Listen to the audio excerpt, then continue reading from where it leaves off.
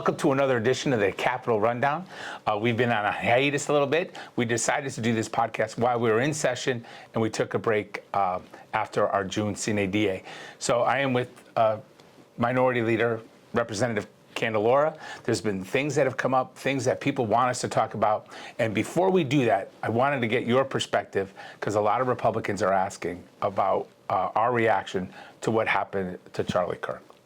Yeah, I mean, obviously that has been a very dark moment in our country to see a man assassinated for the content of his speech. You know, that is really chilling, I think, for everybody. And, you know, I know especially for the youth that identified with him and people that supported his movement, it is devastating for those individuals. I mean, it's quite remarkable to see so many organizations or people seeking chapters to open up throughout this country to continue the work that he did.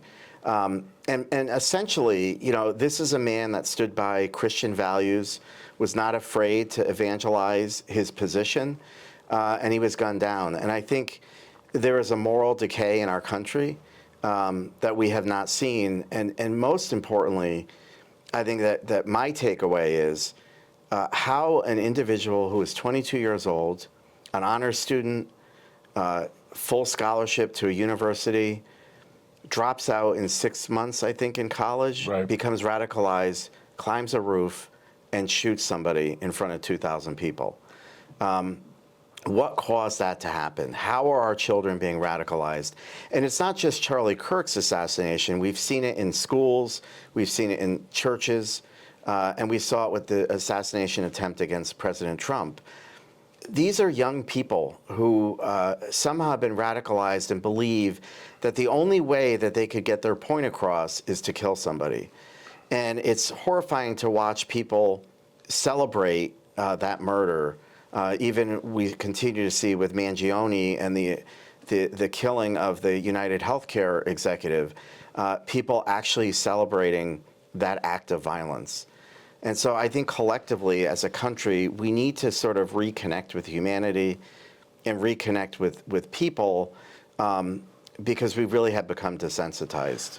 You know, you and I have a lot in common. One of the things we have in common is we have children of that age, the Charlie Kirk influenced age.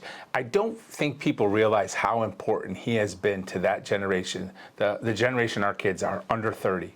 He's like, they killed their older brother. Yeah. Charlie Kirk represented a light of truth to these young people who have been literally indoctrinated and lied to their entire life. Most of these young people, young men especially, have been told that they were toxic, that they denied truth, they denied science, they denied fact, and then we locked them away during COVID, and we stole something from all of them.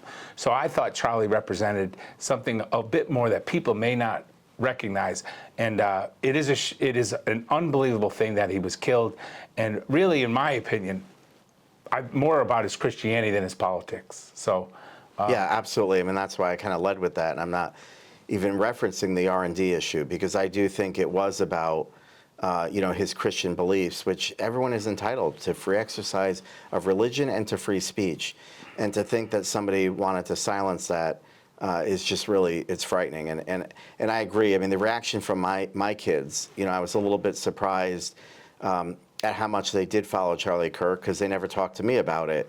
But in particular, you know, my son would talk about how he was tired of going to college and being told he's a horrible person because he's a white male.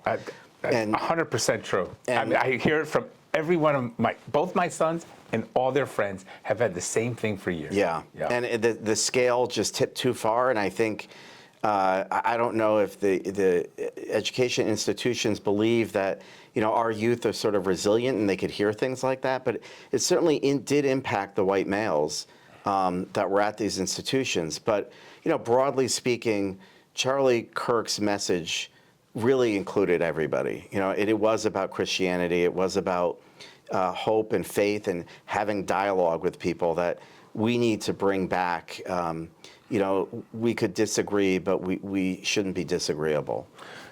As Martin Luther King said. That's a really great way to put it. I just think in the end, I think he was a ray of hope for this entire generation. In fact, it's people like Charlie Kirk who've made me more hopeful than I've been about the youth of America in a long time, to listen to these young people speak both boys and girls. They're just going to be different, and I think he was a big part of that. Yeah. So I'm glad we got that out of the way. People ask, I know I've been to a couple of vigils, I'm sure you have too. I know you spoke at the Connecticut Republican one. But today we're together today because we're up here for a press conference. And I was hoping that you'd go over the details of the press conference we had today and what the state's up to, sort of explain why it's not a good idea for the Connecticut pension system to purchase a WNBA team. Yeah, I mean, we have a lot of activity going on up here for the month of September, but the governor kind of took us all aback when he suddenly announced that we were going to try to buy a basketball team in the state of Connecticut. And then on top of that he was going to pledge our pensions in that deal. And what it exposed is the fact that the state of Connecticut has a treasurer who is the sole fiduciary of our pension funds. People may not know what a fiduciary is. Can we explain that to them? Yeah, I mean, essentially, he has the obligation of investing our pensions in a prudent way to maximize the return on investment. My understanding is that it's a legal obligation. If you're a fiduciary, you are bound with one sole purpose, and that is to make money or make that fund grow. That's certainly the intent.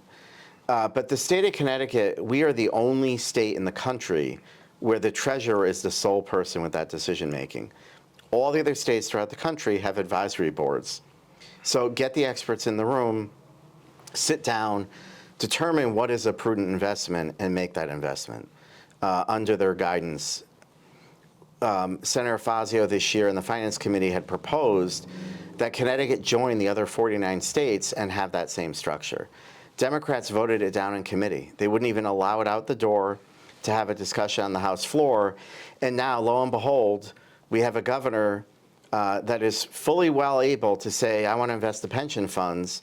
If the treasurer agrees with him, he could invest those pension funds in a basketball team, in an ice hockey team, in a pickleball team, whatever he so chooses. So I was on the Finance Committee when that happened, and a lot of the blowback was they thought it was a personal attack on our new treasurer, our current treasurer.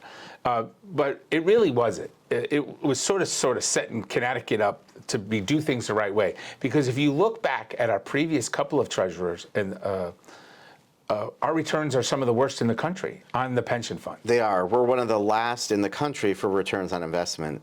Our treasurer, Eric Russell, has turned that around, and we will give him credit, obviously, for this year having a much better return. And it was not a slight on him. It really is about changing the institution because he's not going to be here forever. Right. And we should be following best practices. And if 49 other states are doing it, Connecticut certainly should. And ironically, we have some of the greatest investment minds in Fairfield County, in Greenwich and Stamford, that we could tap into to be on that advisory board. Yet somehow, the Democrats didn't think that was a good idea. So today we held a press conference to expose this fact, to say, look, now that we're going to invest potentially in a basketball team in Uncasville, we should be looking at changing the way the investments are made. Well, the question would be, is that a fiduciary thing that the treasurer is doing? Or is it political? Or is it political? If it's economic development, it shouldn't be in his office. That's because right. Sometimes you do things for economic development that have no return to the state. He is obligated to make money for that pension fund. And can he answer the question whether or not the pension fund will make money from this investment? That's right. And states don't do this. They don't invest in companies the way the governor is proposing. You think about, we have billions of dollars in that pension fund.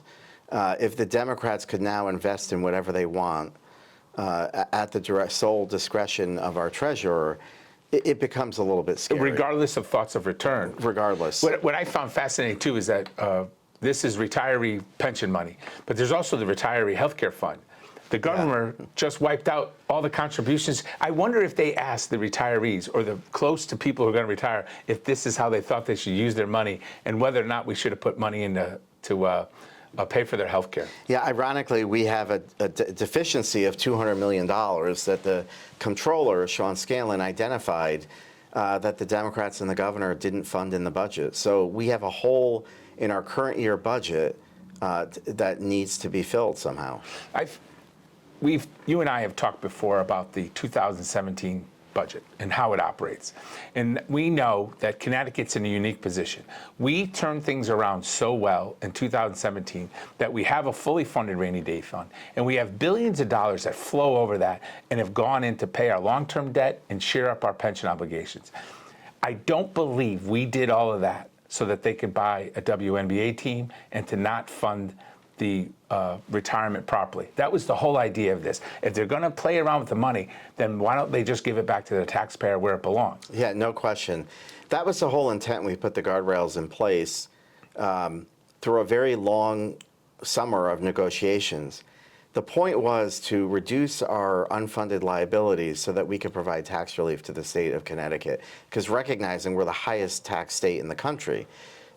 So ultimately, we had hoped, and we were successful in 2019, I think it was, to provide a little bit of relief, and we provided $400 million of tax relief to residents. It really didn't have the impact we wanted it to. So we have to recognize we have a long way to go on affordability. People cannot afford to live in the state of Connecticut. And the more and more they have to pay for their electric bill, their taxes, and government, essentially, the less and less they're paying for going to a sporting event, ironically, or going to a restaurant and eating a meal. Right. So, we're really swallowing up ourselves by growing government, and pretty soon people aren't going to be able to afford to do the very activities that this governor wants to purchase. One of the most offensive things that was said to me during session, that I heard during session, was the Democrats would get up and say, oh, how lucky we are. Look at all this extra money that we have. We need to spend it on this and spend it on that. I'm like, well, wait a minute. That wasn't the purpose of all this extra money. If we have that much extra money, give it back to the people that gave it to you. Don't find a new way to spend it, and then you're sort of obligating future generations to pay that money still. And that leads me to my next question. There's been a lot of talk in the district about special session. Everybody's super concerned about special session, and we're hearing rumblings. Their first concern, of course, is housing. Is 5002 coming back? And if it's not coming back, what are they proposing, or rumors you're hearing about special session? Yeah, I think ultimately we're going to see is that housing bill is not really going in the right direction. There is no negotiating going on. The Democrats are not listening to the cities and towns. They aren't listening to the builders, the people that could actually provide the affordable housing. My concern is that we've seen, again, your point to the revenues, money is still flowing into the state of Connecticut. The stock market is performing quite well under this administration, that we've generated about $700 million of money that's supposed to be flowing into the pensions. Right. They're going to want to grab that money and put it into a bank account to spend it. And so they've created hearings after hearings claiming that the big, beautiful bill makes cuts to health care. And so we need all of this money to fill those cuts. I think we're trying to quantify if there are deficiencies, what are they? Because, for instance, the LIHEAP program, they were all concerned about that program being cut, and that's your energy program for poor people. It actually increased. I think it was $20 million additional dollars was put into it for the state of Connecticut by the federal government. So we're not finding that we need to fill any operational holes, but the Democrats are going to grab that money anyway and put it into an account. So it's fascinating to me that the biggest complaint is everybody's electric bill. Ask an average taxpayer. We have $700 million that we've overtaxed you, by the way, because this is beyond current expenditures. It's beyond the rainy day fund, and now we're rolling it over into paying long-term debt, right? So we have $700 million. Would you like your electric bill to go down? Would you like your public benefits charge to go away? Or would you like us to put the money aside so we could spend it at a future date? It really makes no sense. Yeah. This administration has been responsible for more inflation and more unaffordability in the state of Connecticut than anything I could think of. It's everything we've done up here, or they have done up here, has made Connecticut less affordable. And we hear it every single day in district. And Connecticut is a state that is experiencing stagflation. We continue to see prices rise, but no job growth. And that is not everywhere. That is not happening in every state, but it certainly is happening in here. It's fair to say. So you think if anything happens special session-wise, it would be really just basically a money grab?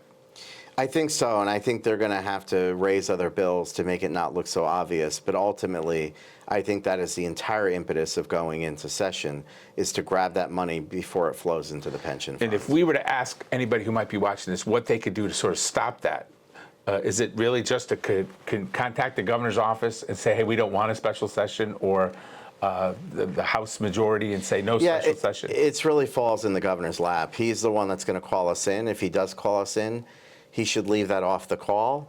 But, you know, it really does lie with his decision ultimately.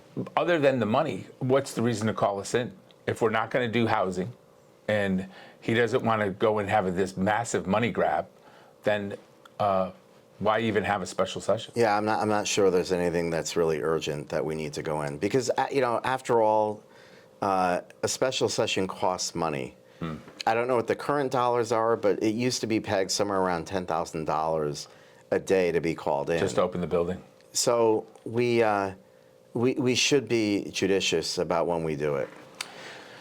Well, then, I'm glad we did this. You know, maybe we should sort of do it more regularly than wait until session. I know we all go back to our real lives, but there's a lot of important things. I am shocked.